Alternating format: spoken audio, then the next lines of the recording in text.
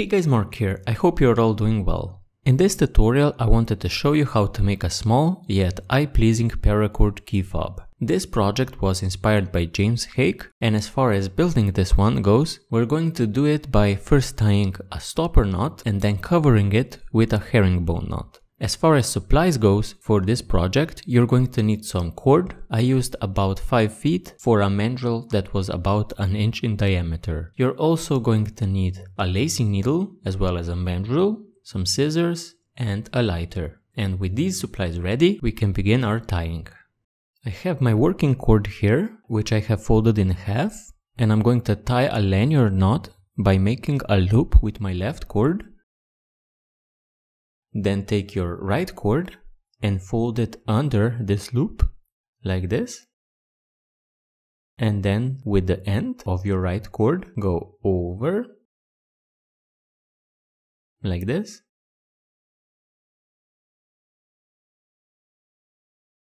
Then under your left cord, then over, under and over, like this. We're now going to finish our ends, so take your right end, go on top and over your left cord here, then under and through the middle of the knot. Now with your other cord, this one at the bottom, go past your right cord and under and through the middle. With this we have tied a simple lanyard knot.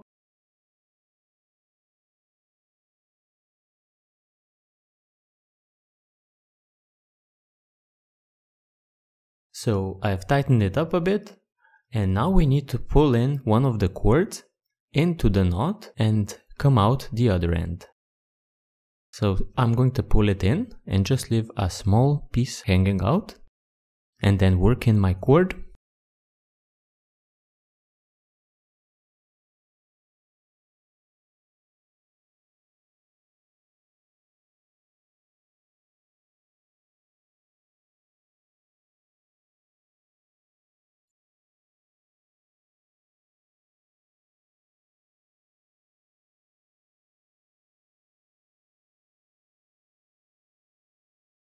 Have pulled all of my slack into the loop, and now I'm going to continue by pulling this slack out of the other end.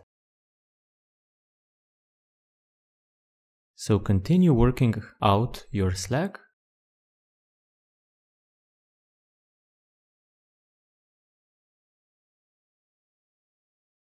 And be sure to leave a small loop so you can hang your key fob.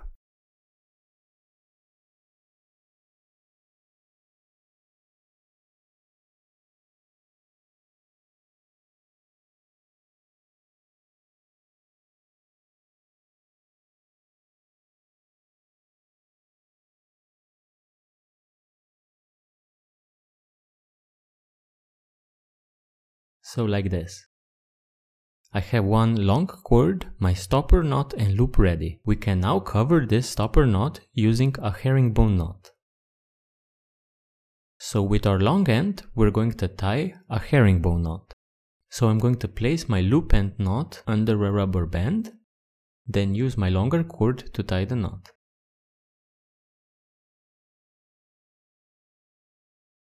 First you can see me tying a 5-part 4x Turk's head here. And after the initial setup, we're now going to take our working end and go under over towards our left side.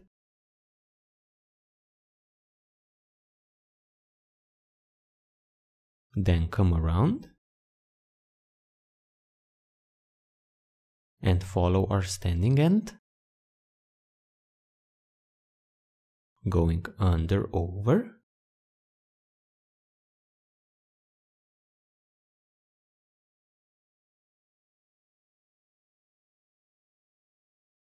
Then coming into the knot, over, under, and finally over. We have now laid the tracks for our knot, and we're going to split the two parallel cords. So we're going to go over under, and over.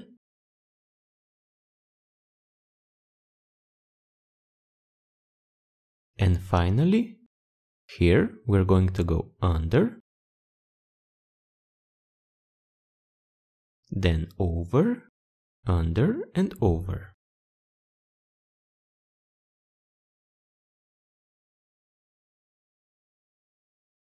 And now that I have tied my 5-part 4x Turk's head, we would finish this knot by placing our working end on the right side of our standing end.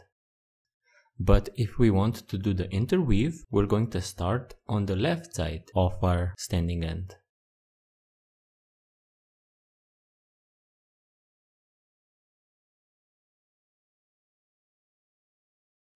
Go alongside your standing end all the way to the top and exit with an under.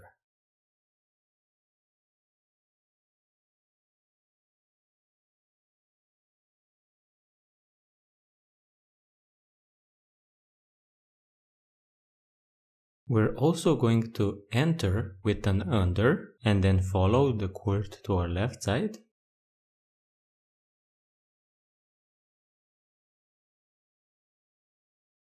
So go over, under, then over and under 2 in order to split a pair. We're then going to do the same thing again. So follow your cord to your right side, starting with an under,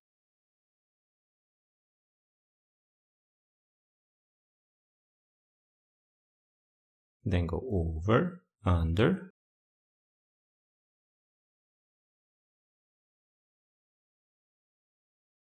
over, and finally under 2.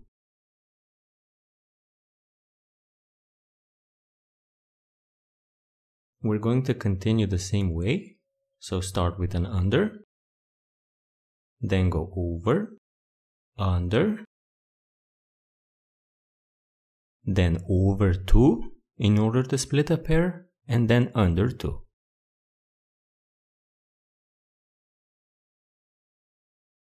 And do the same sequence one more time, this time following your cord to the right. So start with an under, then go over, under,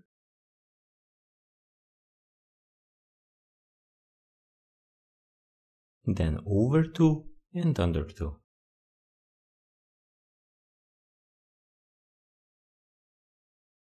Start your sequence again with an under, then go over 1,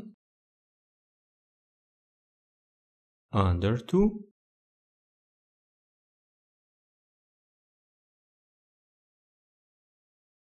then over 2 and under 2. And again the same sequence, so under 1, then over 1, under 2, over 2 and under 2. And finally we're going to start our sequence with an under,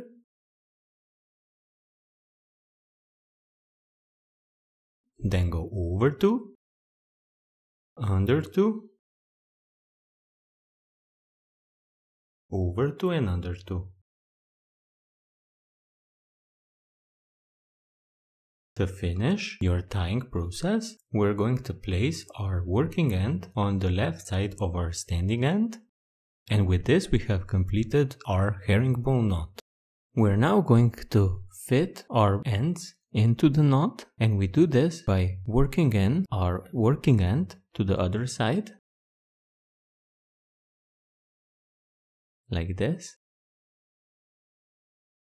and then taking the loop and feeding it through the knot to the other side. We will leave the stopper knot or the lanyard knot as the core for this key fob and then tighten our herringbone knot around it. So once you have tightened your knot, it is a good idea to roll it on your table, like this, and this will give it a cleaner look. Finally, just snip your working end and your key fob is complete. So guys, I hope that this tutorial wasn't terribly hard. It is a fun style of a key fob to do, and it can fit on many keychains as well as knives. Thank you for joining me, and see you next time.